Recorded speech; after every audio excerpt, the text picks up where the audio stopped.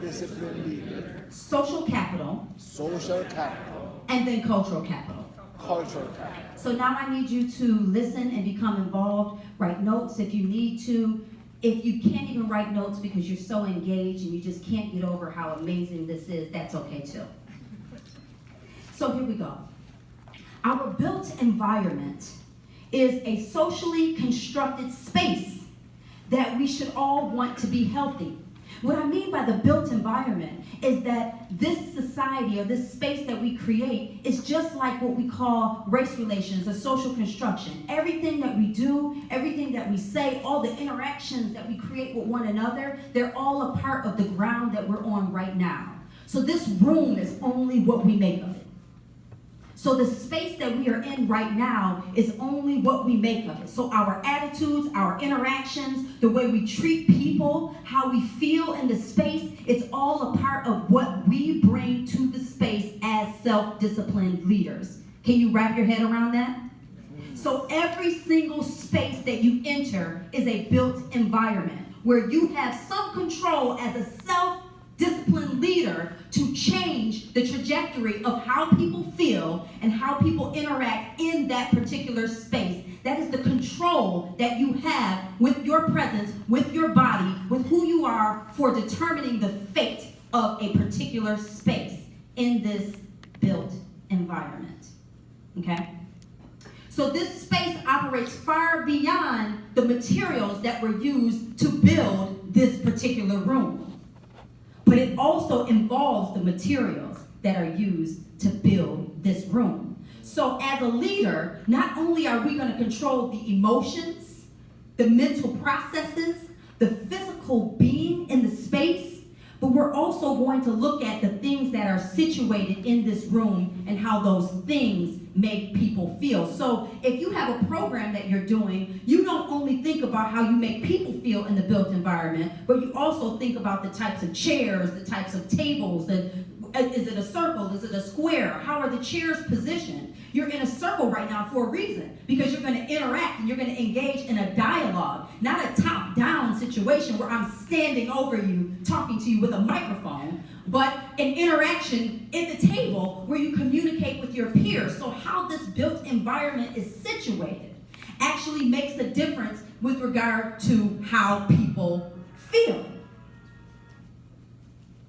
So as leaders, I'm asking you, with the title of this presentation, I'm asking you to merge your leadership goals in a way that you build social capital. So this is one of our terms, social capital. Social capital is all about healthy interpersonal relationships. So you have a high amount of social capital when you establish relationships with different people and you learn from those people and you become stronger because you have that person as an alliance or a connection. Now it's not just what you know in the world, but it's also what these other people who are part of your network, what they know. And so self-disciplined leaders think critically about who they allow into their social network because they're thinking critically about their social capital.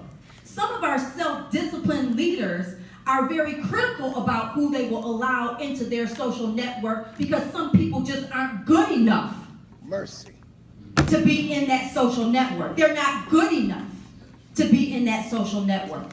So as a self-disciplined leader, I'm going to charge you today with thinking about what is good enough to be in your social network. What determines your social capital? How do you make people feel in your built environment? What are you doing to create a healthy space? Every time you walk in the space, when somebody looks at you, as a self-disciplined leader, what do they get from that? What do they see when they look at you? How do people feel when you walk in the room? How does your presence change the room? You are responsible for that. I'm holding you responsible for that as a self-disciplined leader. So social capital is our bond with community members and with the community stakeholders. So I'm telling you about a theory today that says that being a self-disciplined leader gives you a charge where your social capital is made up of the relationships that you establish not only with your friends, but also with patients or people who you have to engage on a regular basis in your job or whatever it is that you do, and also the stakeholders in the community who hold knowledge, who have resources, you're going to blend the relationship that you establish as a self-disciplined leader. So I'm telling you, it is your responsibility to allow these people to become a part of your social network, because you won't know how to deal with or communicate with or interact with these people if you don't allow yourself to be open to difference, to be open to different ways of doing things and seeing things. You will broaden your vocabulary. You will broaden your outlook on life. In fact, if you think about what your social network consists of and think about what you're willing to allow in your space, in your healthy space, and how do you manage that as a self-disciplined leader? So we're going to talk about these things. I hope you're getting excited. I'm so excited already. I ain't even started yet. I'm still going to Anyway, so next. The bond and experiences that you establish will actually grow your cultural capital. So cultural capital was another vocabulary word that you said out loud. You're owning it. You know that word now. The cultural capital is the knowledge, behavior, and skills that you gain as a result of bridging this cultural competence that you will now have and this social status that you now have, because you've expanded your network. You've expanded your social capital by opening that up to the community members as well as the stakeholders beyond your friends. You've opened up your network so that you can become more culturally competent, so that you can make a difference and reshape the built environment. Is everybody with me? So you understand why I'm doing these vocabulary words, because once I do this, when I get on here and I start talking sociology, you're going to be all in. Because you're going to understand everything that we're saying, and it's going to get deeper, and it's going to get richer, right? But the idea is that you buy into this idea or this model that you can actually be a self-disciplined leader. Because if you can't buy into that, then some of this won't make sense. You have to buy into it, so I'm trying to hook you in, trying to get you. So cultural capital, I believe, is needed to design a healthy, culturally infused space in the community. So you need to bridge your cultural capital, you with me, through your relationships that you establish with not only your friends and family, but with also those community people, the patients, and the stakeholders, in order to gain knowledge, to allow you to be more culturally competent. What do I mean by that? These people are no longer not good enough for you to talk with. So sometimes I went to school and I got this degree and all of these acronyms after my name, and at some point maybe I felt like my head was too big to fit into the car door because I had so many acronyms to carry. I couldn't fit in the car. Really heavy. But I have to step back and understand that I don't talk to you, I communicate with you.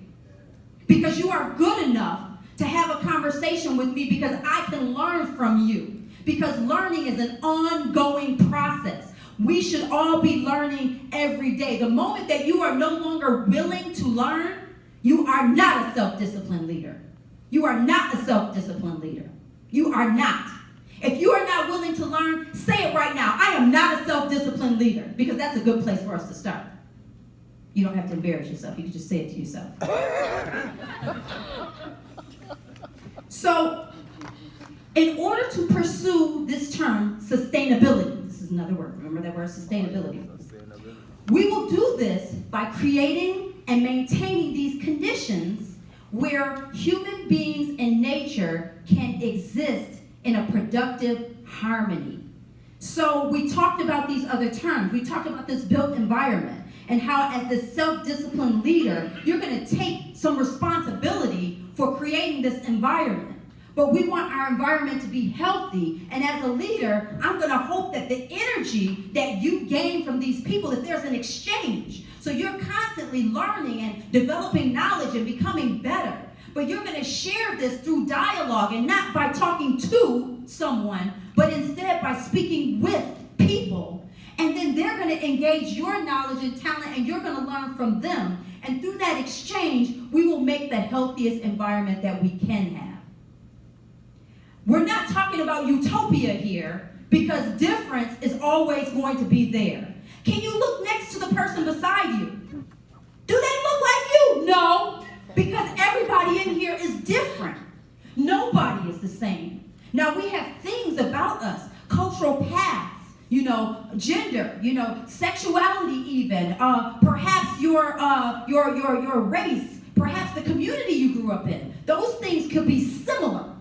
But everybody has a toolbox by which they had experiences every day of their lives, and those things make you internally different. You are not the same as anyone in here, and for that reason, conflict may arise when interacting with anybody at any given time. So we're always open to utopia not being the outcome. It may not be perfect, but the idea that we embrace being self-disciplined leaders, that we do that, and that we have a charge to take responsibility for the energy, spiritually, mentally, physically, socially, that we bring to the table, at that very point, we take a step towards sustainability with our environment and with those people who help to build our social capital and cultural capital. The knowledge that we have, cultural capital, and then the network that we have to get things done. To get things done.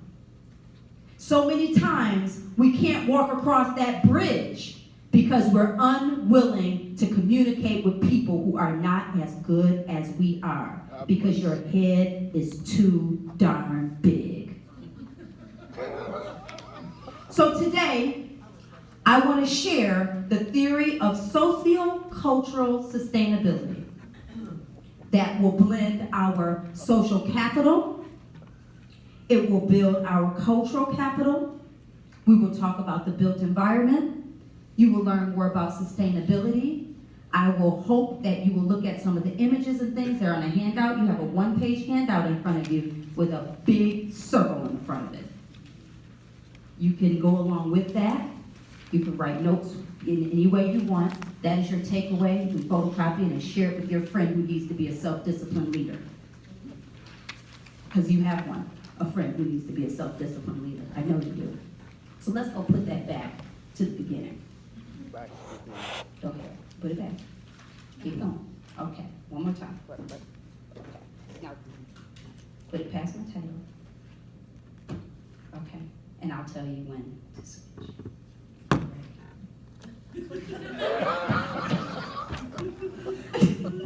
We're good. All right. So the three tenets of this theory of socio-cultural sustainability, are being a self-disciplined leader. So this form of leadership, it has to be productive. It has to be an everyday learning process. You are constantly growing. At the end of the evening, you should always say, well, what did I learn today? Because you definitely learned something, because you interacted with different people and you paid close attention to the things that happen, because you're alert, you're aware. You're aware of what is going on around you. And that is so important. So many times we get so busy that we don't take the time to reflect, and so many things have happened. I hope that you can do a check-in at least once a week. Do a check-in and ask, what did I learn? What can I do differently? Who influenced me? Check-ins are so very important, because in order to be productive, you have to be reflective. And you have to be thinking about the interactions that you have and how they make a difference. Because if you don't do that, then sometimes change will not happen for you the way it needs to. You'll keep bumping your head or keep bumping into the same wall because you have the answer already. You just didn't take the time to reflect. And a part of that reflection is, the disciplined leadership. Also, you want to be trustworthy. And I love to add this, and stop lying. I just want to add that in. It's always important to say, It's important to say for everybody because for some reason, people want to typecast individuals and think that people who are on the bottom of the ladder, those are the people who don't tell the truth. But ethical leadership is very important. Don't tell a story to make yourself look good. Be transparent. It's okay to not know or to not understand. Tell the truth. That's better. It's better to tell the truth. It's better to be open about what is real. Because you have to remember all of these lies, and that's not fun. Also, this leadership, as I said before, is mutually beneficial. And what I mean by mutual benefit is that as you interact with other people, they're going to learn from you and you're going to learn from them. So how amazing is it for you to grow, but to be making a difference simultaneously? And you know what that means? For goodness sakes, it's not all about you. Darn it. Because someone woke up today and said, my day's going to be great. Hallelujah. You weren't thinking about anybody but yourself. And that's not what a self-disciplined leader does. A self-disciplined leader is thinking about how their steps and how their walk, how that will impact the people around them and how their energy will impact that space. So even if you're having a rough day or a hard day, you find some type of way to bring out whatever it is great that you have about you and bring it into that space because you transform the space. You transform the space because somebody believes in you. Somebody is counting on you. That's a lot of responsibility, isn't it? That's a lot of responsibility as a self-disciplined leader. But what I want you to do is to grow personally and among a team. And you're going to generate success beyond yourself, beyond who you are. So real leaders generate success beyond themselves. When you have a selfish leader, the outcome doesn't work out too well. You start seeing people fall between the cracks, and a lot of things become extremely unhealthy when people make decisions that only impact them first. I'm going to do what helps me first. That's not what a disciplined leader does. A disciplined leader looks around, makes decisions that will be beneficial for them as well as the people around them, right? And make sure that if they have to carry somebody, that they're strong enough to do that. That's what a self-disciplined leader should do. Next, social capital metrics. So these are relational community actions. So what I'm talking to you about here when I talk about how do you engage social capital, we're talking about doing things that support the mental health of individuals and showing compassion. So you don't always have to know and understand that person, but you can show them that what is going on with them matters to you. That sometimes means taking the time to give someone eye contact or just taking a moment to listen. We know you're busy. We know you have lots of things to do. We know you didn't get done what you had to do yesterday. Now you got to do it this morning, and you got to wake up 15 minutes early to do what you needed to do 2 days ago. I know that is what leadership is all about. But you still have to take that moment to show someone that what is happening with them matters, because when they need support, when they want to talk to you, when they need to share information, you're the very person that they're going to want to come to because you have your ears open and your eyes open. And you're ready for whatever is going to happen. Now, we're not always ready. We need support too. But that's what that social network is all about, Because at some point in reaching out to these stakeholders or reaching out to these community members, you will actually broaden your network of people who have things in common with you and people who are also doing the same thing, because good energy brings good energy. Trust me, bad energy brings ugliness. If you're wondering why ugly people follow you, you need to look in the mirror. This is very important. And then I'm not talking about ugly on the outside. I'm talking about ugly on the inside, because misery loves company, and these types of attitudes, they look for something. People look for something. They're trying to find it. So check yourself. You need to do a check-in. If everybody around you has drama going on, you need to say, uh-oh, what's going on? I need to take a deeper look. I'm just saying. These are all important things. Leaders form relationships that center growth and the developmental needs of those people you serve. So whatever you're doing, you should be looking at developing some type of form of growth within somebody else and looking at what other people need. Not just what you need, but what other people need. And have your eyes open and be constantly thinking about them. What do they need? It doesn't hurt to do this. And good energy will come. It just comes. It just happens. It's not a mystery. It's serious. I'm sure there's a theory about that, but I'm not going to talk to you about it today. But I will tell you that if you do good deeds, and good things will come to you. Last, cultural capital metrics.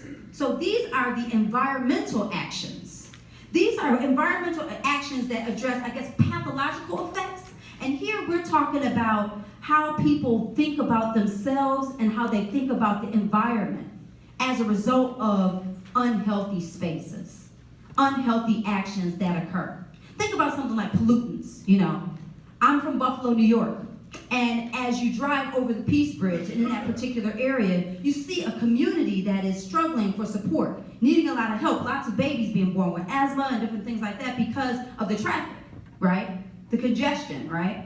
And what happens there is you have a series of environmental challenges and problems that exist because we're trying to make money. Self-disciplined leaders have to think about, whether you're going to invest in neuroscience or psychologists. There has to be some type of balance between the money that you will make and the needs that will support and assist the community.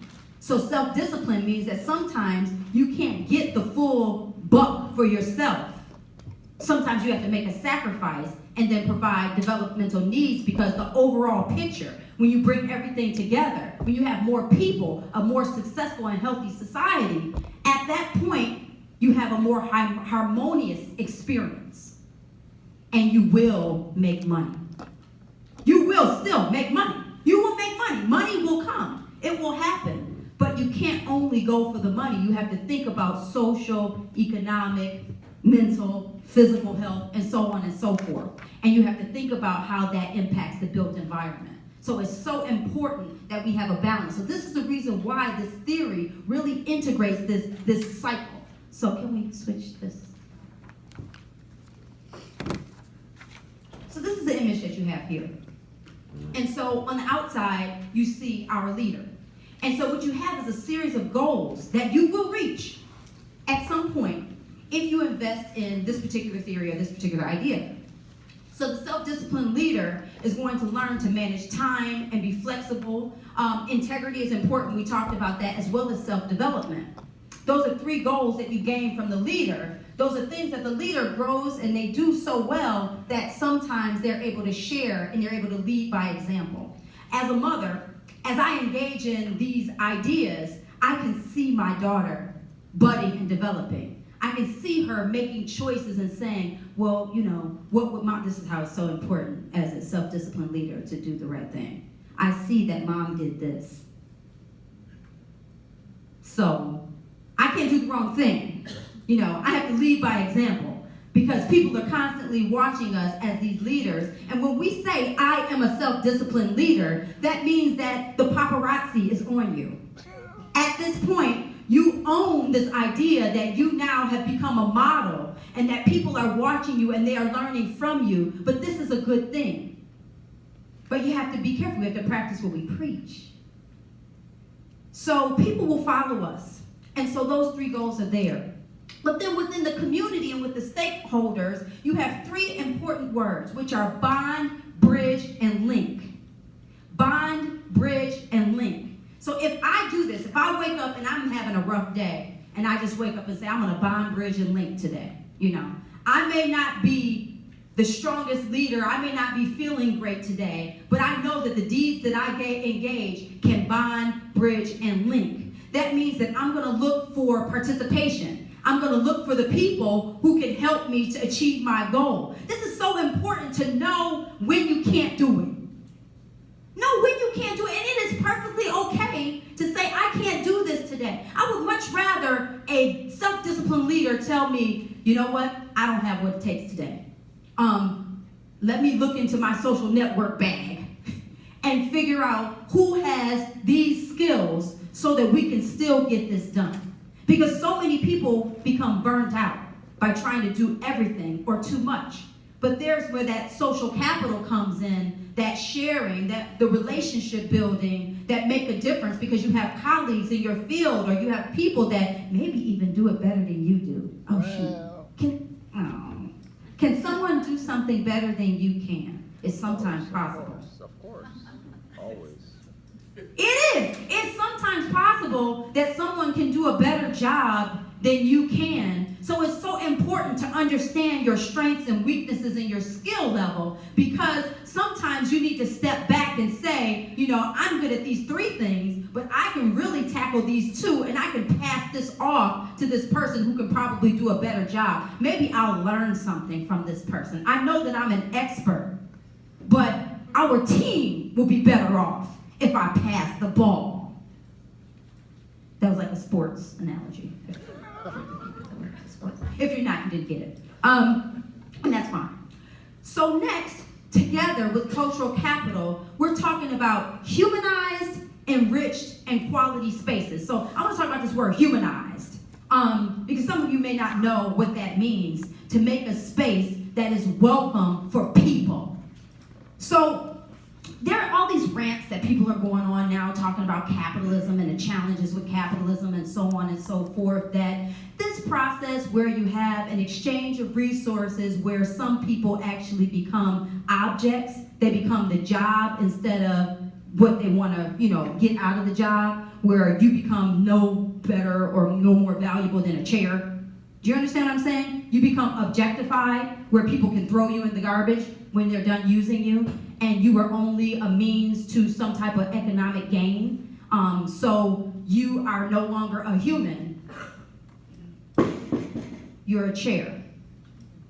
And so your value is no more than this chair.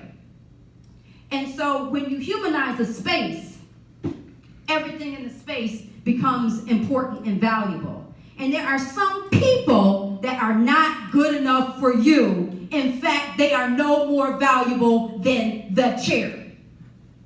They are no more valuable than that chair that I knocked down carelessly, again, disrespecting the property of Meritus Health, to show that this is how people treat individuals, like they are no more valuable than a chair. We're going to leave that there, just so that you can see how much it doesn't matter that that chair is like that. Now, if this is really bothering you, then you might be a self-disciplined leader already, because it may bother you that this chair, that someone took the time to make this chair, right?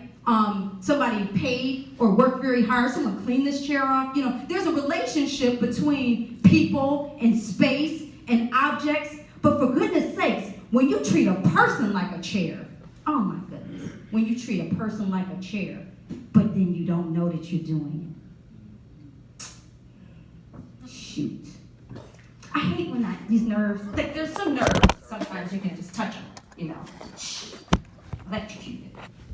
When you treat a person like a chair, but you have no idea that you're treating a person like a chair, you are exploiting them, you are objectifying them, you are alienating them from the conversation. You are not a self-disciplined leader. You are not.